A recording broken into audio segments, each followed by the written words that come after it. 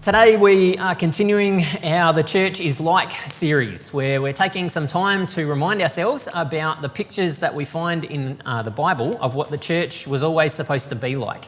These beautiful, amazing, diverse metaphors that help us to understand what we're supposed to be as a church together. And so far we have looked at the metaphor of family, reminding ourselves that our responsibility is to be the best version of what spiritual family looks like, a place where people are accepted, where people can be authentic, a place where people feel encouraged, a place where people feel supported. Now, that's the call of us as a church. We're also called to be like a body where we work together and where we appreciate the different things that people bring to the work that we do together, all under the headship of Jesus. And when we talked about the body, about the metaphor of an orchestra, to recognise that all of us bring our own gifts and our own abilities and our own talents, but when we work together we can do something that's so much more significant than what we could just do on our own.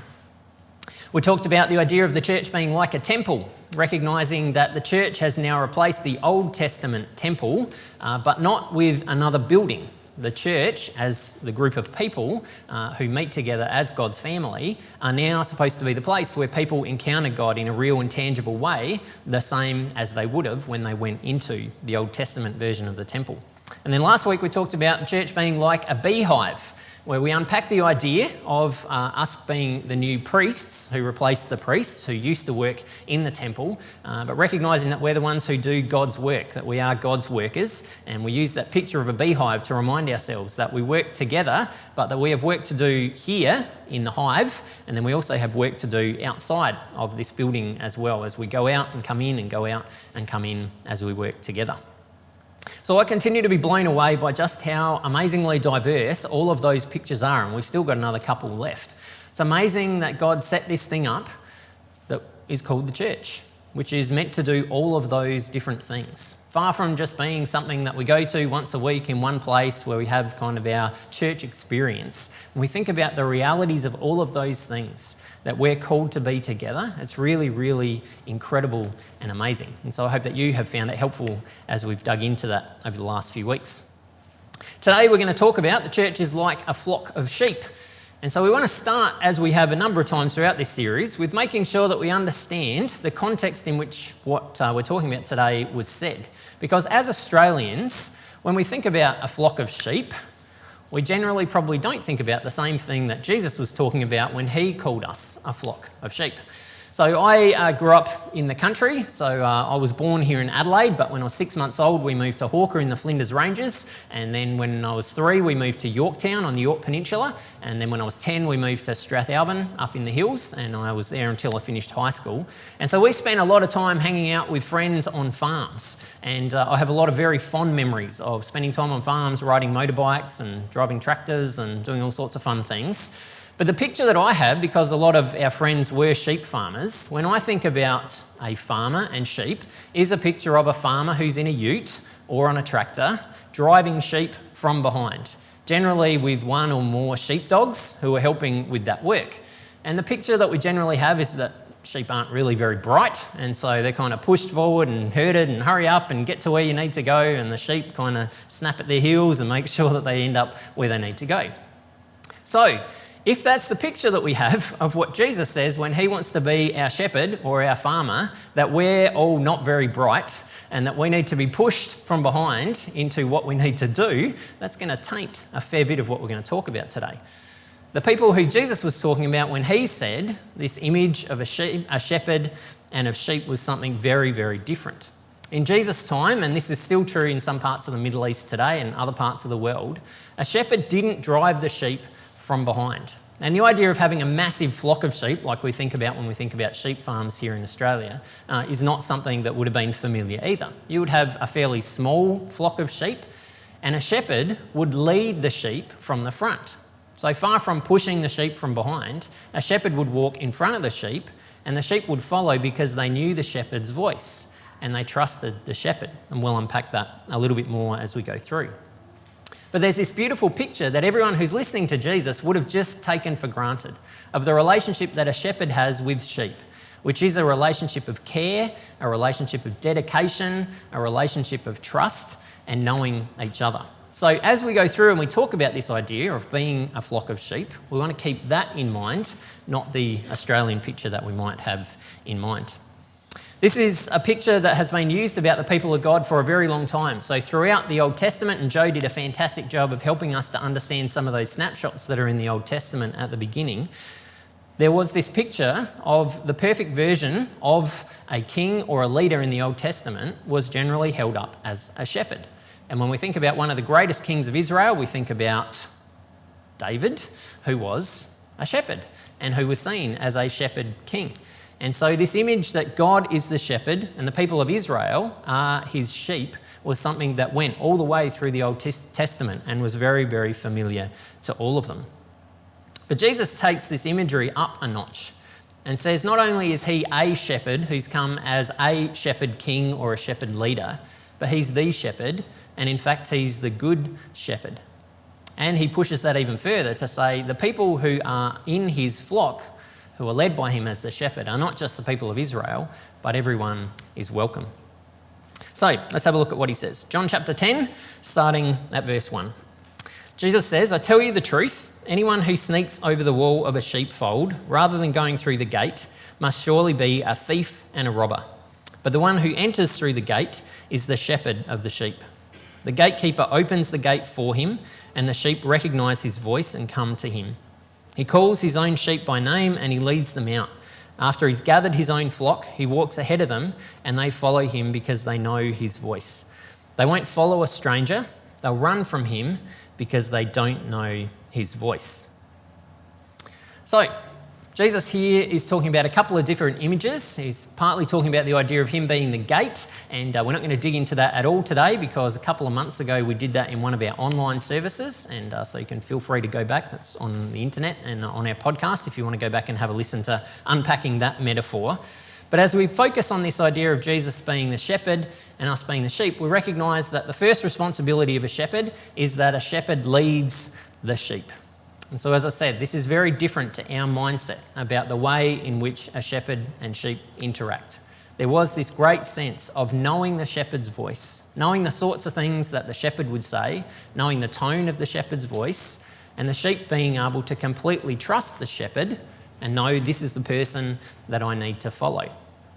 Jesus compares that with someone else, a thief who just comes along, who just talks to the sheep and says, "Come and follow me," and the sheep know that's not the shepherd's voice, so I'm not going to follow that voice. That's obviously something that's cultivated over time. It's not something that happens quickly, but over time they develop this understanding of knowing the voice of the shepherd and trusting in following the shepherd because they know him. Jesus continues in verse 6 where he says, "Those who heard Jesus use this illustration didn't understand what he meant, so he explained it to them. I tell you the truth, I am the gate for the sheep. All who came before me were thieves and robbers, but the true sheep did not listen to them. Yes, I am the gate. Those who come in through me will be saved. They will come and go freely and will find good pastures. The thief's purpose is to steal and kill and destroy, but my purpose is to give them a rich and satisfying life." So here, Jesus recognises, he can see, which is sometimes the look that I see on some of your faces, that they're not really understanding what he was saying. And so out of that, Jesus says, okay, let me explain what I'm trying to get across to you. Let me help you try and understand this a little bit more.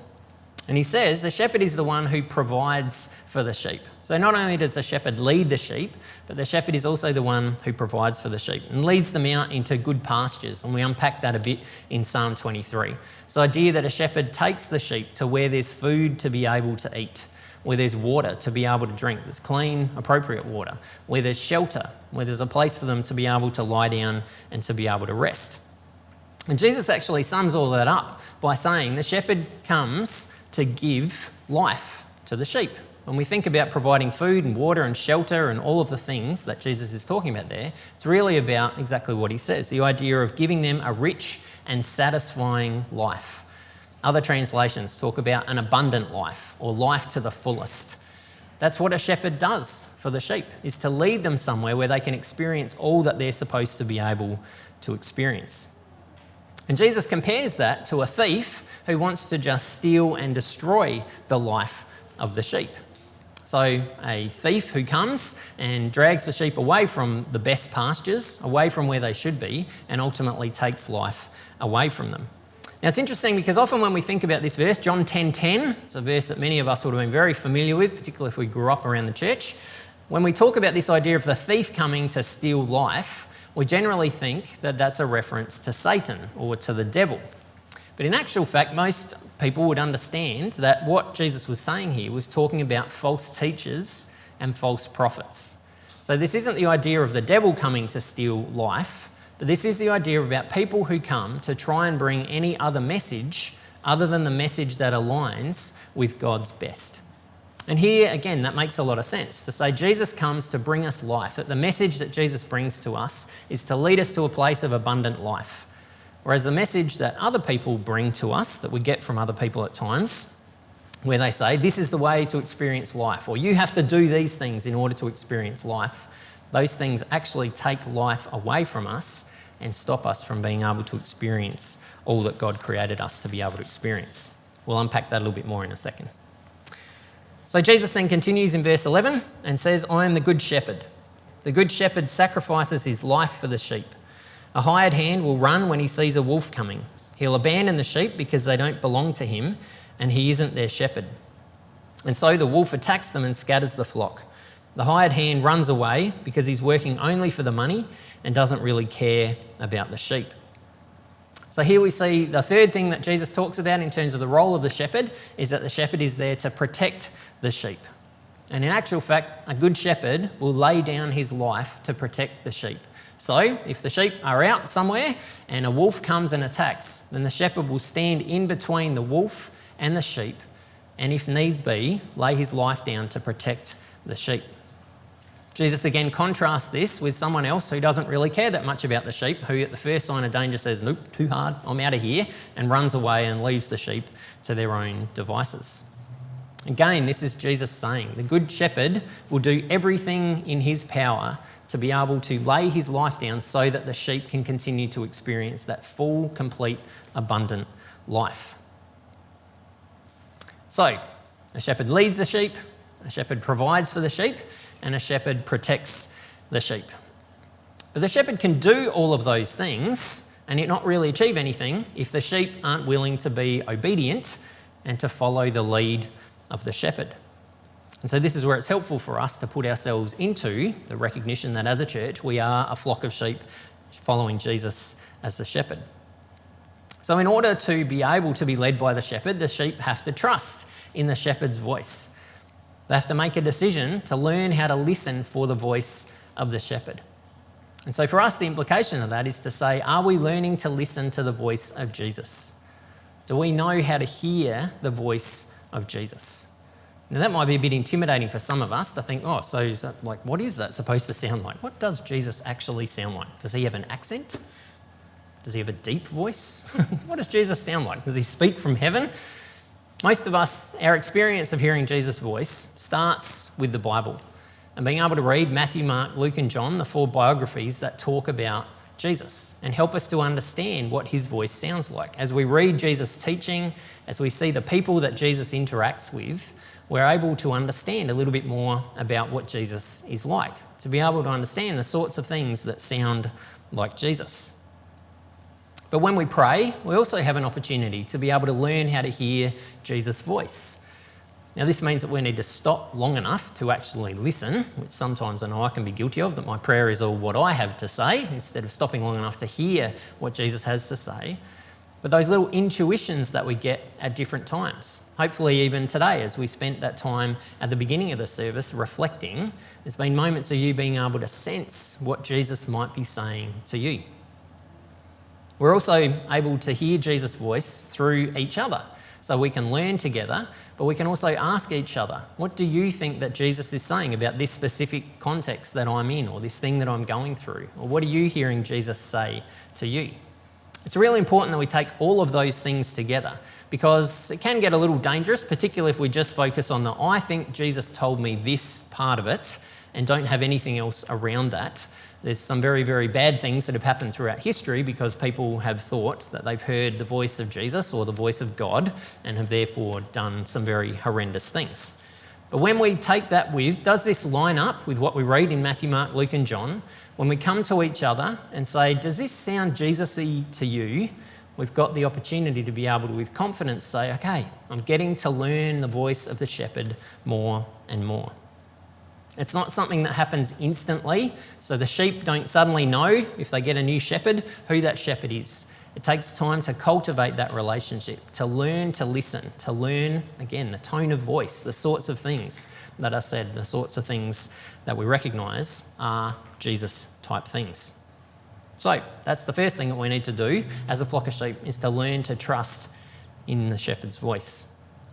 But secondly, we need to also trust in the provision of the shepherd. So Jesus can want to lead us to places where he can provide for us and where we can experience life all he wants. But if we're not willing to listen to his leading and to rely on his provision, then we'll miss out.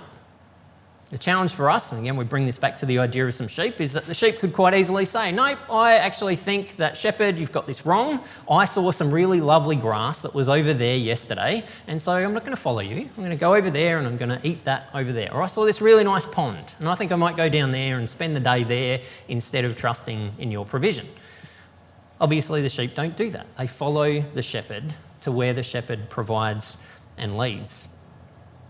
The challenge for us is to say, do we rely on Jesus' provision as our shepherd as well? And specifically contrasting that idea of the shepherd's voice leading us to places where life can be experienced, contrasting that with the thief, false teachers who want to lead us away from that. So the challenge for us is to say, which voice are we listening to? Are we listening to the voice of Jesus, or are we listening to the other voices that bombard us day in and day out? The voice of advertising, for example, that says if you just get this, your life will be better. If you just have a new one of these, your life will be better. You'll experience life in so much better ways. But we know that ultimately that's not actually true. That the more that we chase after those things, the more that life gets taken away from us, not given to us. And think about the voices that we hear in the media, particularly some types of media. So whether that's the things that we read on the internet, whether that's the stuff that we read in newspapers, whether that's the stuff that we listen to on the news, people that we listen to on the radio, all of those are voices that are speaking to us as well and saying, this is what you need to do. This is what you need to live out in your life. We have to balance that and say, does this line up with the teaching of Jesus? Is this giving me life, or is this taking life away from me? For those of us who are a bit younger, we recognise that the voice of social media is something that is very, very loud in our lives as well. And so social media is a voice that wants to speak to us, but it also tells us a whole bunch of things that actually take life away, because what we see on social media is the best version of everyone's life. And so we believe, okay, well, my life's inadequate because look at all these other people doing all these amazing things and eating all this fantastic food, doing all of these great adventures, and their lives are so great and mine's not. That's taking life away from us. So are we listening to the voice of the shepherd, or are we listening to the voices that come from social media? Are we listening to voices that give us life and provide for us, or are we listening to voices that are taking that away? And then thirdly, we need to trust in the protection of the shepherd. And again, if we come back to this picture of the sheep, so a wolf comes and attacks, the sheep have a couple of decisions to make in that moment. So do I stand behind the shepherd and trust that the shepherd is going to look after me and protect me, or do I just run and say, no, I'm going to be better off on my own? Now, obviously for a wolf, that's perfect. Dinner time. Because if all of the sheep run, excellent. They're all scattered now, so I can go and grab whichever one that I want. The other option is that the sheep can panic, jump on top of each other and knock each other over, and ultimately potentially even knock the shepherd over and stop the shepherd from being able to protect them. So, as sheep who follow our shepherd, we have a choice to make when the storms come our way too. To say, are we going to rely on the protection that comes from Jesus? Or are we going to scatter and just run and go and do our own thing and hope that we'll be able to survive? Or are we going to panic and freak out and end up knocking a whole bunch of things over that might end up causing more damage? Are we willing to trust in the protection that we have from our shepherd? The key theme that runs through all of that is obviously this word trust. At the end of the day, this relationship that Jesus is talking about the shepherd and us being a flock of sheep, is all to say Jesus wants us to be able to trust him, to be able to build a relationship with him where we can trust him to lead us, trust him to provide for us, trust him to protect us. But what Jesus says next is actually staggering when we think about what that relationship can look like. In verse 14, Jesus says, "I'm the good shepherd. I know my own sheep, and they know me, just as my Father knows me, and I know the Father. So I sacrifice my life for the sheep. I have other sheep too that are not in this sheepfold. I must bring them in also. They'll listen to my voice, and there'll be one flock with one shepherd." There's some really profound things that Jesus is saying in these couple of verses.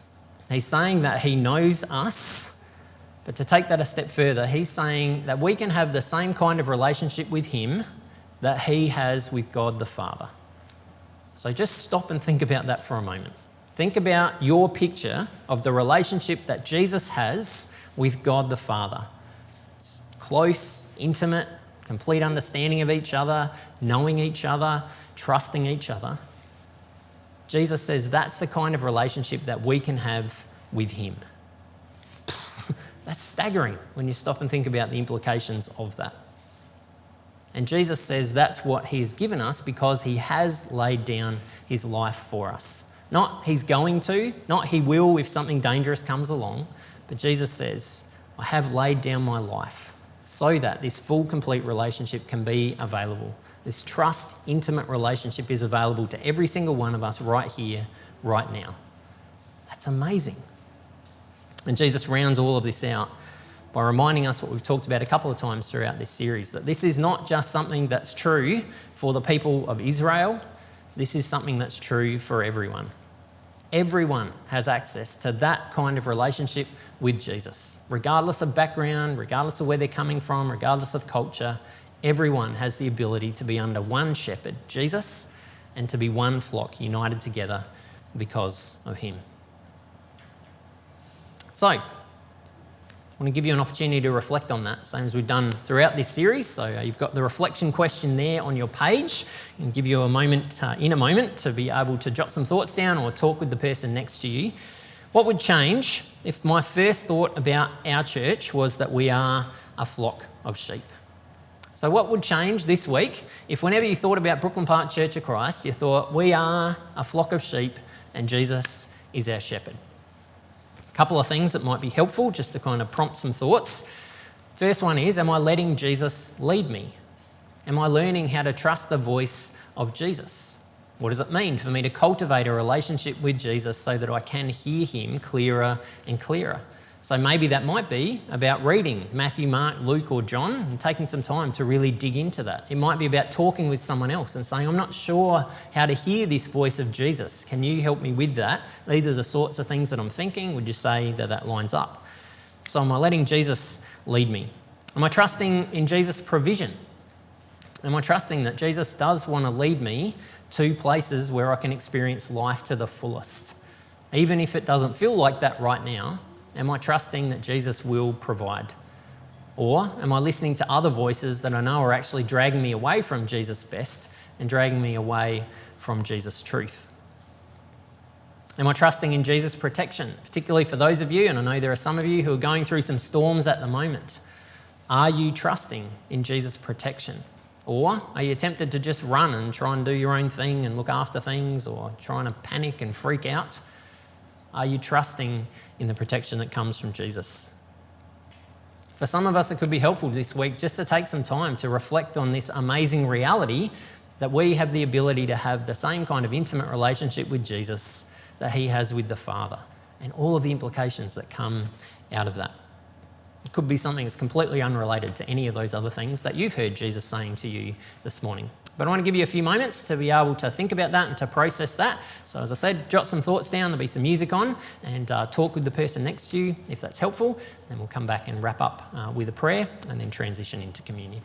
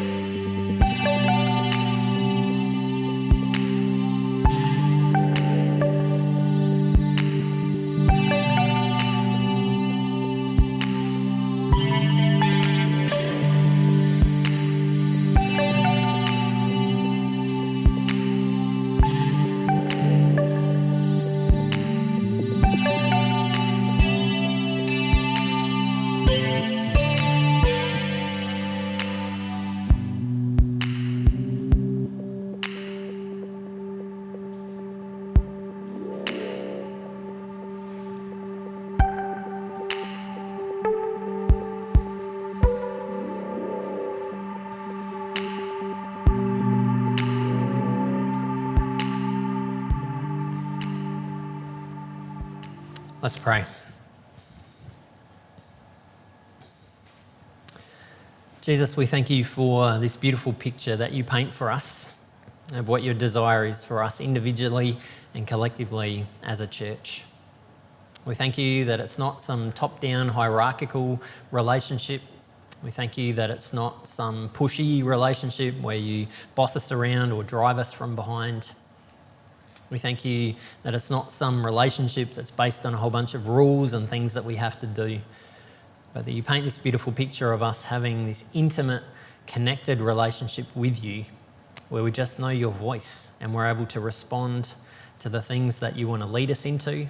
We're able to trust you to lead us into the places where you will provide for us and give us the life that we know we were created to live, and where you will protect us from the storms that come our way.